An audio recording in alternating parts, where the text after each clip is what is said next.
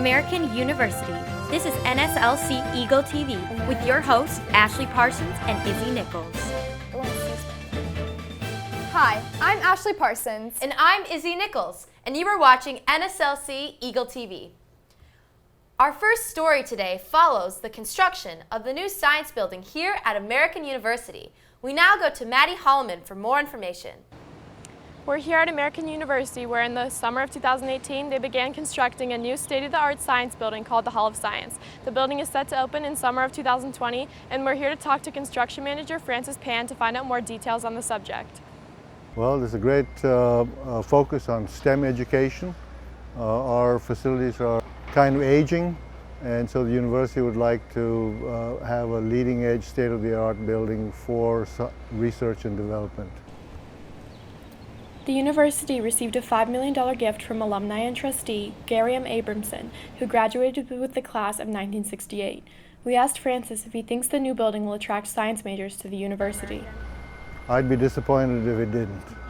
The facility is planning to relocate the university's biology, environmental sciences, chemistry, and neuroscience departments. The original science building, Bealey Hall, was built in 1965 and does not meet the standards of modern science education. During the construction, science classes will continue to be in Bealey, and the university is still unsure of what the building will be used for once the Hall of Sciences is finished. It's clear that the opening of this building will bring new and exciting scientific opportunities here at American University. Back to you in the studio. The Hall of Sciences will certainly be a great addition to campus. Thank you, Maddie.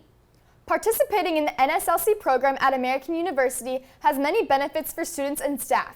Here's Gracie Kirshner with the details on why everyone loves being here at American University. I'm here at the National Student Leadership Conference at American University. Today we're going to talk to Corey Hancock, the Communications Program Director, and other NSLC students to see why they selected this program here at American University.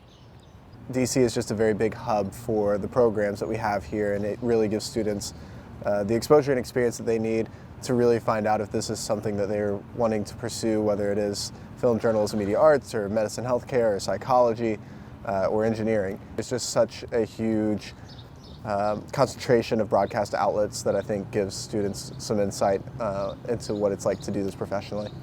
I just love where AU is located. I love the students that we attract to the program at AU. All of them have been outstanding. And as well as being so close to downtown DC is always a good time. So.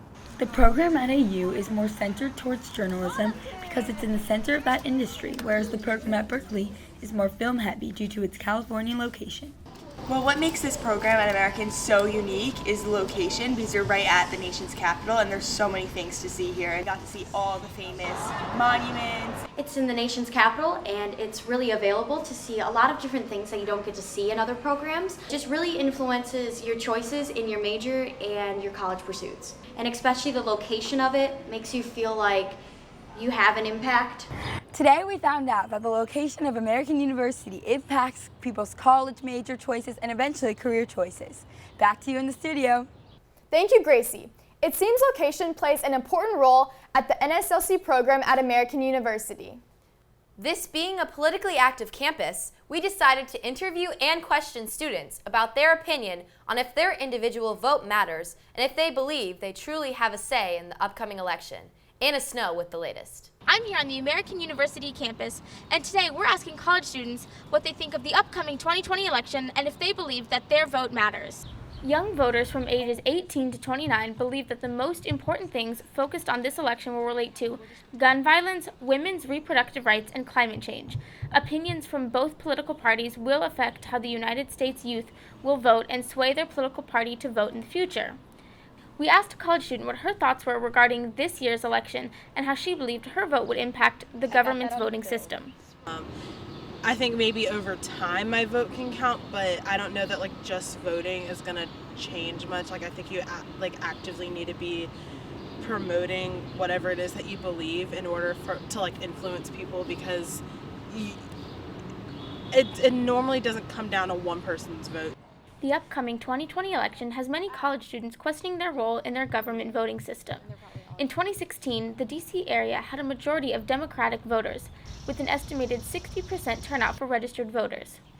Out of 287,403 casted ballots. About 90.9% of them were Democratic and 4.1% were Republican. Young and eligible voters, including most college students, is estimated to increase the voting percentage by 2/3.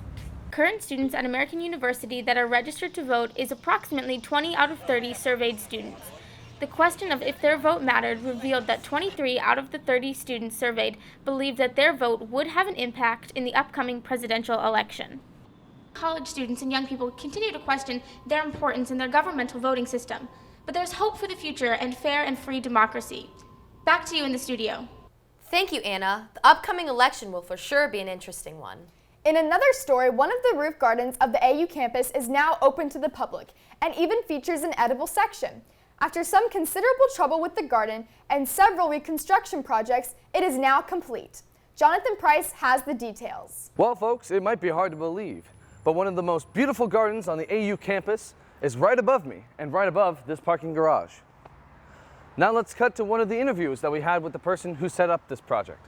Initially, when the SIS building was built, it was just a garden almost planted like a green roof with sedums and that sort of thing. According to Stefano, the first garden failed due to drainage issues from the location above the parking garage. We actually had a request from some staff at the library to put an edible garden out here. So that was probably about 4 years ago. There were accessibility issues with the new garden, no longer allowing a flow of people to enter as it once could. Due to that, the garden has been redone just last year with raised beds and an epoxy resin stone pathway for easier accessibility. Despite these setbacks, the roof garden is now as beautiful as ever, with easy accessibility and a tastefully tasty edible garden. Well, you heard it here now, folks. No matter who you are, you can enjoy these lavish gardens and what they have to offer. Even these little guys can. Thank you, Jonathan, and we hope that those little guys enjoy it just as much as we did. I'm Ashley Parsons. And I'm Izzy Nichols. See you next time, Izzy. Catch you later, Ashley. Thank you for tuning in to NSLC Eagle TV.